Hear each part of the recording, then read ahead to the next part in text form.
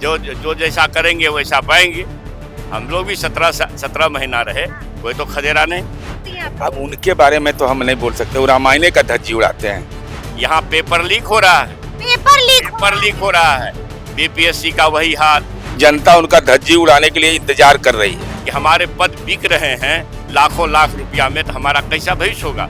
इसको सरेंडर कहता है। लोकतंत्र में तो मंत्री के घर में चले जाइएगा तो दूसरे घर में जाइए लाठी से पिटवा देगा। नमस्कार, हमारा नाम है समरीन और आपने देखना शुरू कर दिया है लाइव सिटीज। देखिए, बिहार विधान मंडल का बजट सत्र चल रहा है और लगातार आपको लाइव सिटीज दिखा रहा है कि यहाँ पर किस कदर हंगामा हो रहा है। लगातार हम आपको दिखा रहे हैं कि किस तरह से यहाँ पर बार बार शिक्षा का मुद्दा उठाया जा रहा है। देखिए, आप बखूबी जानते हैं कि बीते दिन शिक्षा मंत्री सुनील कुमार का भी एक वीडियो वायरल हुआ था और अब इस वीडियो को लेकर के खूब बवाल काटा जा रहा है। देखिए, बड़ी बात यह है कि राजद के विधायक हैं प्रोफेसर चंद्रशेखर, उन्होंने बहुत कुछ कह दिया है।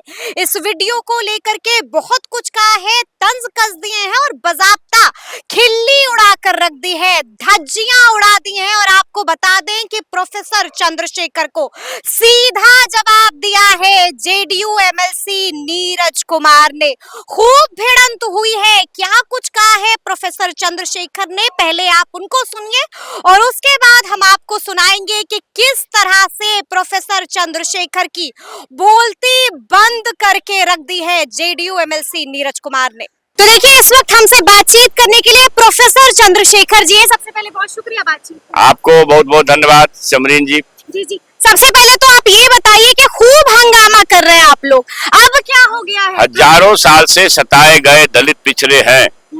दलित पिछड़ों को संविधान सम्मत आरक्षण की बढ़ोतरी उनके हित में की गई 17 महीने के सरकार में हमारे सामाजिक न्याय के योद्धा आदरणीय लालू प्रसाद जी के आशीर्वाद से और युवा आदर्श बेरोजगारों के सबसे बड़े हितैषी तेजस्वी प्रसाद यादव जी के सहयोग से उस सरकार में हजारों साल से सताए गए लोगों के लिए आरक्षण विस्तार किया गया, जाति गणना कराई गई। ये तमाम मामले को एनडीए के लोगों ने फंसा दिया न्यायालय में और कमजोर पैरवी की गई। और अगर आपका नियत साफ होता, आप दलित पिछड़ों के साथ होते, क्योंकि आपको पता है जो कुर्सी पर बैठता है शक्ति उसी के पास होती है। जो कुर्सी पर बैठता है चपरासी से लेकर कलेक्टर तक, सिपाही से लेकर एसपी तक और मास्टर से लेकर प्रोफेसर तक, शक्ति उसी के पास होती है। तो ये हमको शक्ति विहीन करना चाहते हैं, हमारे आरक्षण को छीनने वाले लोग हैं। इसलिए हम लोगों ने प्रदर्शन किया है विधानसभा के अंदर। अब सड़क पर आंदोलन होगा कि आरक्षण विस्तार लागू करो, नहीं तो सिंहासन खाली करो। अच्छा, आप तो शिक्षा मंत्री भी रह चुके हैं, आपने देखा होगा कि बीते दिन एक वीडियो वायरल होता है कि किस तरह से अभ्यर्थियों ने शिक्षा मंत्री को खदेड़ दिया था। अब एक चीज बताइए, तो आप अभी देख रहे हैं जी, जो जैसा करेंगे वैसा पाएंगे। हम लोग भी 17 महीना रहे, कोई तो खदेड़ा नहीं। तो क्यों खदेड़ते हैं? क्योंकि यहाँ पेपर लीक हो रहा है, पेपर लीक हो रहा है। बीपीएससी का वही हाल। तो जो मान लीजिए कि अभी ताजा उदाहरण है, टीचर्स वाले जो हैं TR3 में पेपर लीक हुए। तो ये पेपर लीक के सरकार में युवाओं बेरोजगारों को अपना भविष्य अंधकार में नजर आ रहा है कि हमारे पद बिक रहे हैं लाखों लाख रुपया में, तो हमारा कैसा भविष्य होगा। इसलिए लोगों ने खदेड़ा है। लेकिन आपको मालूम है ना, आपको तो तारीफ करना चाहिए कि लंबे समय से शिक्षक ट्रांसफर पोस्टिंग का इंतजार कर रहे थे। बीते दिन तो लिस्ट भी जारी हो गई। अरे भैया, 10,225 का एक साथ। मैं एक बात कह रहा हूँ ना कि जब मान लीजिए हमारा नियत साफ होता, स्थानांतरण नीति क्रूर नीति है। क्या बात कर सरकार की पदस्थापन नीति या क्रूर नीति है। इसमें शिक्षकों खास करके महिलाओं और विकलांगों को, दिव्यांगों को की अनदेखी की गई है। उसके लिए नौकरी करनी बहुत मुश्किल सा काम हो गया है। ऐसी परिस्थिति में अगर मान लीजिए सरकार के खिलाफ गुस्सा है तो यह जायज है। अंतिम सवाल है, बीपीएससी के मुद्दे पर क्या करें? तेजस्वी यादव विधान परिषद में, राबड़ी देवी जी टिकट चाहिए मीसा भारती जी को, तेज प्रताप जी को, रोहिणी आचार्य जी को। ये क्या है? ये कौन? राजद के संविधान में लिखा हुआ था एक एक खानदान के आदमी को टिकट मिलेगा। माने और लोकसभा लड़ने के लिए कोई नहीं है? जो बेचारा परमानेंट सारण में काम करता है उसको अधिकार नहीं है? आगे लैंड कर गए तो पायलट से हार गए। लेकिन 9वीं अनुसूची में डालने की बात है, कह रहे हैं कि क्यों नहीं डाला गया, इतना समय 9वीं रह गया। अनुसूची में कैसे डाला जाएगा? इतना भी ज्ञान अगर नहीं है, जब सीधे तौर पर माननीय सर्वोच्च न्यायालय के मामला विचाराधीन है, सर्वोच्च न्यायालय उस पर विचारण कर रहा है, तो कैसे होगा? कह रहे आंदोलन करेंगे। अब आंदोलन करिए, सड़क पर उतरेंगे। आंदोलन स्मार्ट मीटर आंदोलन नहीं किए, ये आंदोलन करे वाला, ये सब गर्मी में घूमने वाला है। ये तेजस्वी यादव से पार लगा है गर्मी में घूमना। ये सब कहाँ है आंदोलन?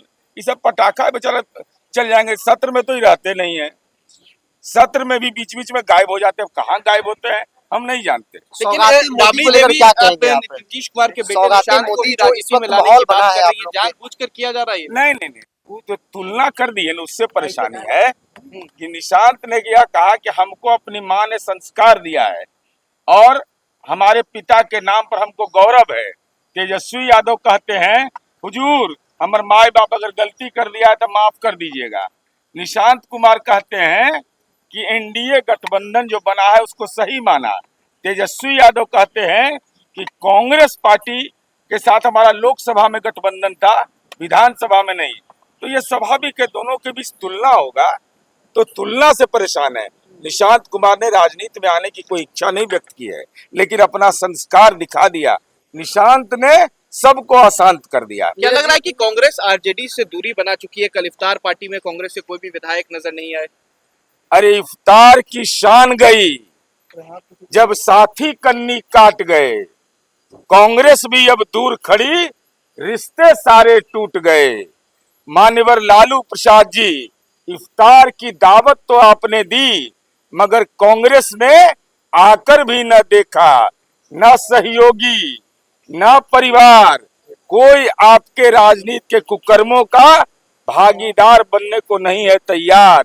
किया पाप जब सिर चढ़कर बोला, साथी सारे छोड़ गए, बेटा भी अब दूर खड़ा। लालू जी आपका पोस्टर से भी फोटो गायब हुआ। नहीं, जिस प्रकार से इफ्तार का बायकॉट किया गया एनडीए के सरकार, इस समय मोदी का जो सौगात है, लगता है कि बहुत डैमेज कंट्रोल हो पाएगा। हमारा इफ्तार का कोई बहिष्कार नहीं किया है। संगठनों ने किया। अरे बड़ी संख्या में मुस्लिम इस्लाम मानने वाले लोग हैं। अब विश्व हिंदू परिषद जब जारी करेगा तब ये दीपावली मनाया जाएगा, छठ मनाया जाएगा। अरे धार्मिक संगठनों का अपना काम होता है, अपना दायित्व होता है। इस्लाम धर्म मानने वाले बड़ी संख्या में पिछले वर्षों से ज्यादा बड़ी भागीदारी माननीय नीतीश कुमार जी का। पैगंबर का ख्वाहिश हम पूरा कर रहे हैं तो जाएगा वहां कोई? पैगंबर का ख्वाहिश कौन पूरा किया? कुरान में क्या लिखा हुआ है कि नशा से दूर रहो, तो हम शराबबंदी लागू कर रहे हैं और दारू के कंपनी से 46 करोड़ ले लिया, उसके हाल उसके आ जाएगा कोई? पैगंबर का ख्वाहिश हम पूरा करते हैं। हम तालीम से लेकर रूह के सुकून की व्यवस्था किए हैं।